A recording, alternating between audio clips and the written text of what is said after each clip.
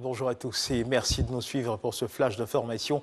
La présidente de la République fédérale d'Éthiopie était hier jeudi en Côte d'Ivoire pour une visite de 24 heures. Elle a été reçue au palais présidentiel par son Excellence Alassane Ouattara. Les deux personnalités ont surtout évoqué l'excellence de la coopération qui existe entre leurs deux pays. Nous y reviendrons dans l'édition de 13 heures. Du côté de la primature, la cérémonie d'ouverture de la 5e phase du dialogue politique a eu lieu hier jeudi dans la matinée. C'était en présence du Premier ministre Patrick Achi. Membres du gouvernement et partis politiques de l'opposition se sont tous réunis pour le début de cette 5e phase du dialogue politique ivoirien. Le Premier ministre Patrick Achi a réaffirmé la volonté du gouvernement, celle du chef de l'État, de créer les conditions de dialogue inclusif.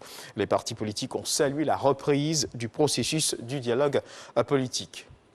Et puis le 7e sommet mondial du partenariat pour un gouvernement a ouvert ses travaux hier jeudi à Séoul, en Corée. La Côte d'Ivoire, qui a adhéré à cette organisation depuis 2015, prend part à ces travaux en mode virtuel en raison de la crise sanitaire de la Covid-19. Le ministre du Commerce et de l'Industrie, Souleymane Diarra-Souba, a saisi l'opportunité pour exprimer l'attachement de la Côte d'Ivoire aux valeurs de transparence dans la gestion des affaires publiques. C'est ce que nous dit Lansini Bakayoko.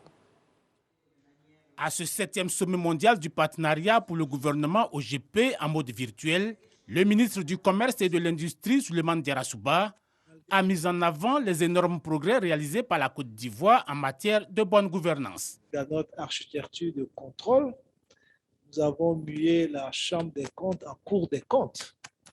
Et tout ça avec une obligation, en tout cas, de communiquer des rapports périodiques à ces institutions qui sont désormais font partie de notre architecture institutionnelle de la nation et qui sont inscrits dans notre Constitution. En sa qualité d'animateur du processus, priorité sera donnée à la mise en place d'un cadre institutionnel adapté aux besoins de pérennisation du dispositif national OGP. Représentants de l'administration publique, du secteur privé et des organisations de la société civile, une aubaine pour partager des idées nouvelles quant à une meilleure implémentation des engagements de l'OGP.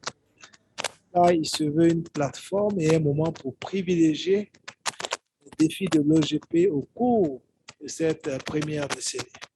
En Côte d'Ivoire, plusieurs thématiques en lien avec celle du sommet, à savoir l'anticorruption, l'espace civique et le digital ont meublé les travaux.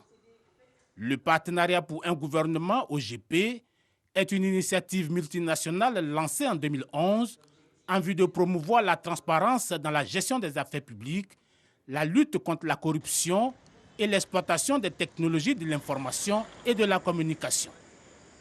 Et hors de nos frontières au Nigeria, Amnesty International alerte sur la situation de près de 10 000 familles de déplacés internes installés à Maïdougouri, la capitale de l'État du Borno. Les projets de fermeture des camps de déplacés dans le nord du pays pourraient mettre en danger des dizaines de milliers de personnes. Notons qu'au Nigeria, de nombreuses zones échappent encore au contrôle des autorités.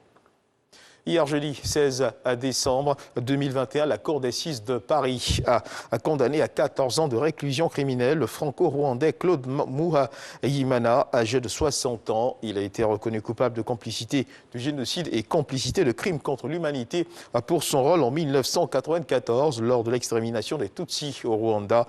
C'est le premier citoyen ordinaire à être jugé et condamné en France pour avoir été impliqué dans le génocide rwandais.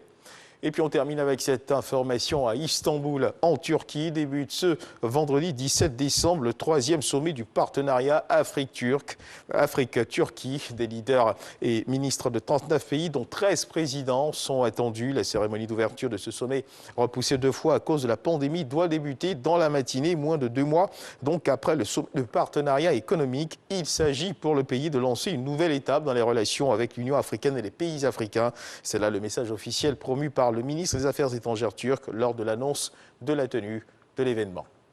C'est la fin de ce flash d'information. Merci de nous avoir suivis. Je vous retrouve à 13 h pour le journal.